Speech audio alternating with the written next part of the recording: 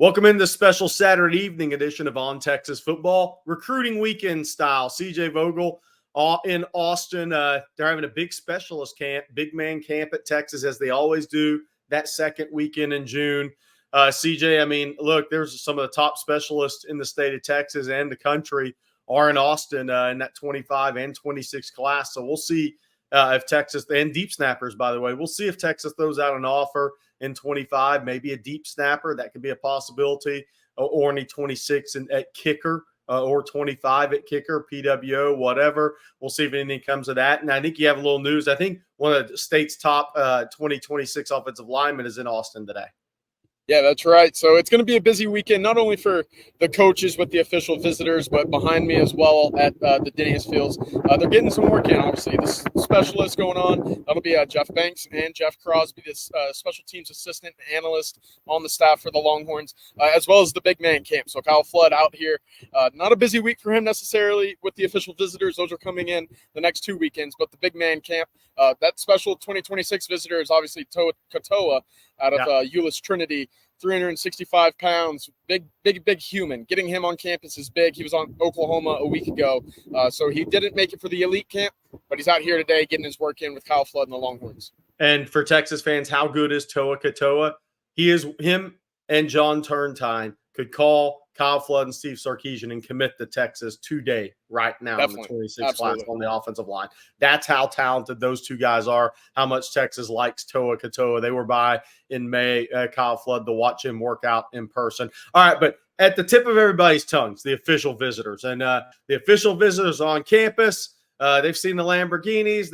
They've been through the Texas experience this morning, which I think is a huge part of this recruiting weekend for Texas. That is when the visitors and their parents circle, whoever they have with them, sits down and goes over the player development, the academic support, the nutrition, the strength and conditioning, all those things involved with the football program. They're so integral in the success of the football program. And we mentioned it yesterday, CJ. This is I call it culture weekend a little bit. I'm not being a culture warrior here, but this is where it comes from. We have really good culture, to these guys being on campus, being around the team, being around the coaching staff, parents as well, and they see what's real and what's not on these visits. So it's a huge weekend for Steve Sarkisian. Why don't you take fans through kind of what some of these guys have been doing? I mean, look, there's about 700 pounds of DL rolling around a couple hours ago before they went to Top Golf. Yeah, no kidding. I wanted to touch a little bit on the culture, right? Because that's kind of been a hot topic with, obviously, the special entry that we saw with Josiah Sharma yesterday. Texas had the Lamborghinis out, but as we mentioned, this is a very important opportunity for these families and players to get an idea of what the Texas program is all about. Of course, you see the shiny cars, you see the entrance, and I think some fans on social media of other programs probably take that as, yeah, they're just buying their players. They're not necessarily going out and building those relationships. Last night, they had a great opportunity to sit across from the coaching staff, several players on the team, and just kind of get to know them, speak about what their experience is like at Texas and the university down here in Austin, as well as them getting into a uniform, going through the photo shoots. Today, we saw Josiah Sharma and Myon Charles riding around the campus, right? I mean, they were in style, and so they're taking it in. They're experiencing the campus. They are at Top Golf currently as we're filming. They're getting back to campus this evening before they go through another player recruit social evening dinner tonight. Again, last year, this is the evening that you saw CJ Baxter put on a show with the karaoke. We'll see what they have in store this evening, but it should be a very opportunistic opportunity for the Longhorns this evening in terms of building that culture. So the players, as CJ said, they're at Top Golf. This morning they had what was called the Texas Experience. Now they're at Top Golf. The one of the big key meetings happens around 6:30 before the dinner and the social. I think the parents have the lake boat cruise tonight with the staff. That'll be after dinner. But look, the meeting with the position coaches is around 6:30 before dinner, after the guys come back from Top Golf, get a little relaxation time. But that's a big meeting, because that's when you're on the board. It's the underrated part of this. That's where a Josiah Sharma and a Myon Charles are in Kenny Baker's room, and they're on the board. They're breaking down film. they're going kind of through a team meeting as a defensive lineman with Kenny Baker at Texas. Javion Hilson, the same with PK, right? Then you have Caleb Chester, the same with Terry Joseph.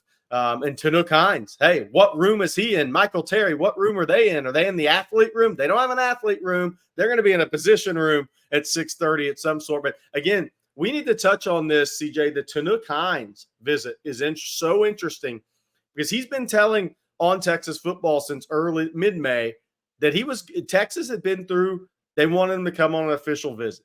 And Tanook Hines, the 4-star receiver, who's going to play receiver and safety for Dekaney this year, guys. Some colleges think he's a dynamite safety prospect.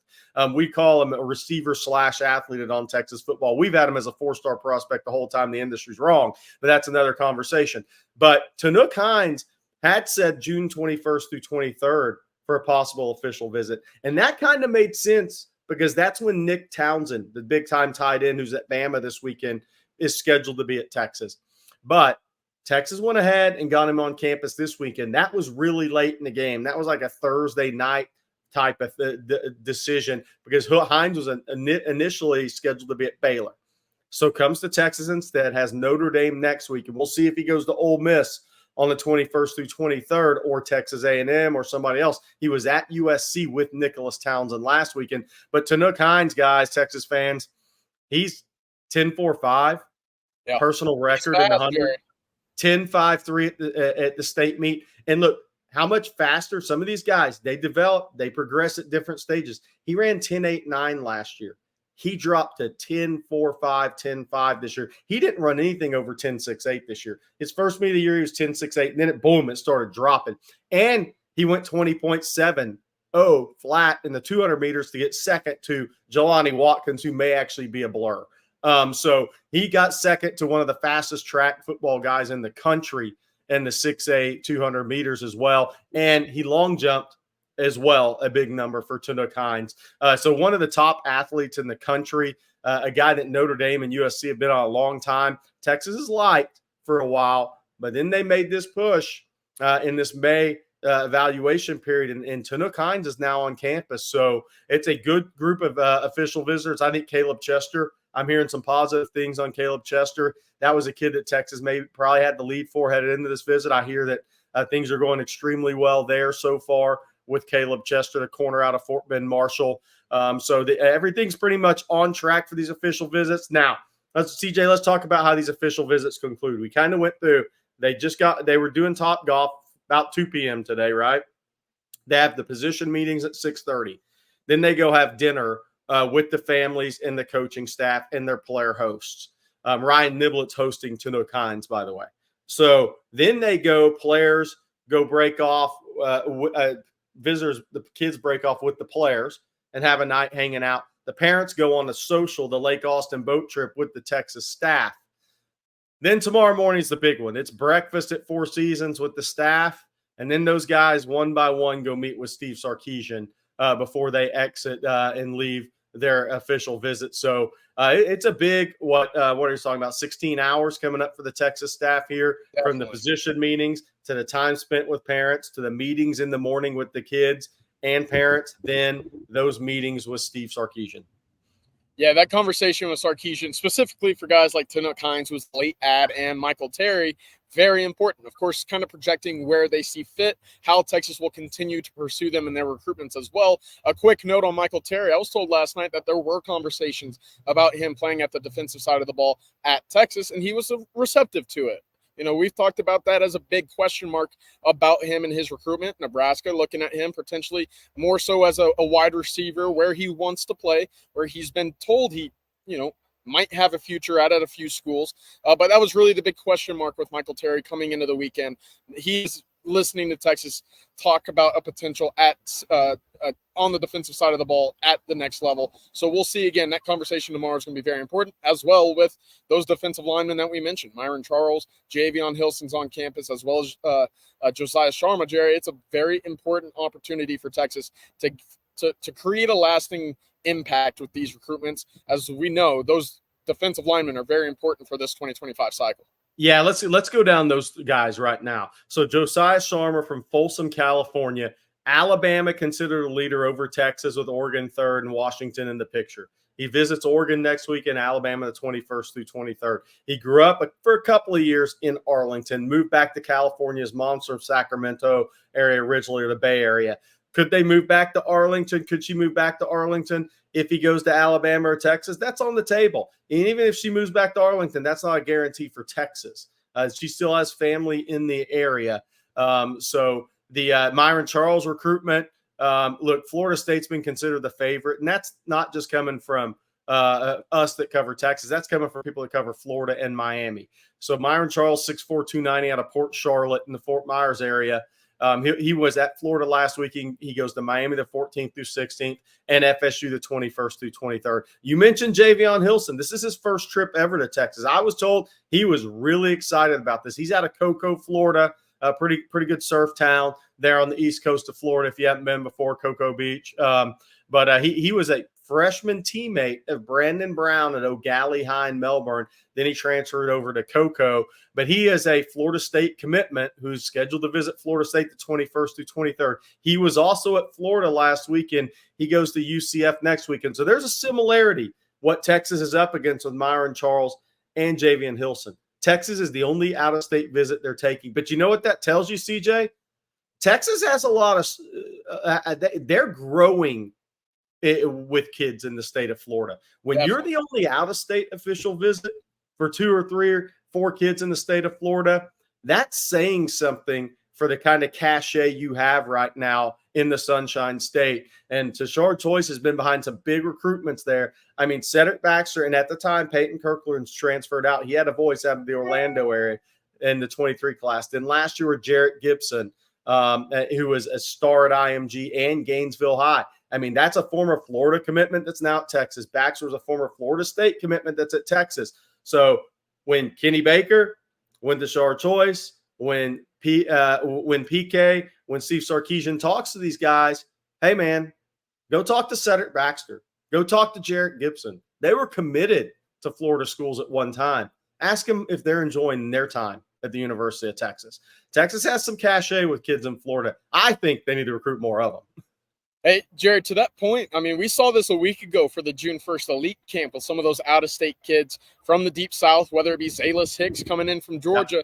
That probably doesn't happen if Texas isn't recruiting, whether it be Georgia, Florida, California, some of those early visits that we talk about getting on campus early, get you that better opportunity later down the road to get that official visit. Texas, I would say behind the scenes did a very good job with Javion Hilson, obviously with him not previously seeing campus and still getting him on campus this weekend for an official. Yeah, I mean, if anything, we'll see if Texas becomes the second team battling Florida State for Hilson. I believe Texas and FSU is going to end up being the battle for Myon Charles. I've been wrong before. I think we'll see what happens with Miami next weekend, right? They'll muddy that clear blue water in South Beach. They'll just take the kid to South Beach, see you in a couple of days type of recruitment. The kids stay down there. They don't really stay by the University of Miami campus, which is interesting with those visits. But hey, maybe they're probably right in what they do there. But I think Texas is a top 2 in a lot of these battles. I think Texas leads for Caleb Chester. He has A&M next weekend, Arkansas the weekend after. We went over to Tanook Hines. He visited USC last week, and he's got Notre Dame next week, and we'll see who it is on the 21st through 23rd. Ole Miss has been pushing hard for a visit there. A&M's been in contact. We'll see if he takes that 21st through 23rd visit. But Texas they're in the battle for a lot of these guys. I know Texas fans like, who are they going to get out of this group? I've put Caleb Chester as the most likely right now, but let's see what happens, because this is the one thing, CJ, I'll say is there's going to be 2 or 3, 4 recruitments Texas was behind entering June that they're going to win. And there may be a couple that they were ahead that they don't end up winning. I mean, that's the nature of this. But for the Texas fans saying, hey, how's this class going to, finish up? I can't kind of see where the D-line commits are going to come from. I'm missing defensive backs. Some of these things that questions we get right now. I'll say this. Steve Sarkisian's proven in the last 3 classes, they put this thing together pretty well. I have to tip the cap, right? I mean, we've seen what they can do in terms of these big recruitments. Of course, the month of June is very important, and we've seen them have some crazy success over the past few cycles towards the back half of the month in terms of loading up their class for the year. I'll be looking not only this week, obviously, but the 2 weekends after this. So really where you'll start seeing some movement and some bodies being added to this group of the 2025 class, which currently sits at 10 commitments with 18 and 20 official visitors coming in the next 2 weekends. You can really expect to see the ball start moving as we head into July and see some early 4th of July fireworks, that's for sure. There you go. So that's the Saturday evening recruiting update from Texas Big Official Visit Weekend and the Specialist and Big Man Camp, which is going on behind CJ Vogel there in Austin. We're going to leave you with this. A couple days ago, I took it to Rod Babers to break down Caleb Chester.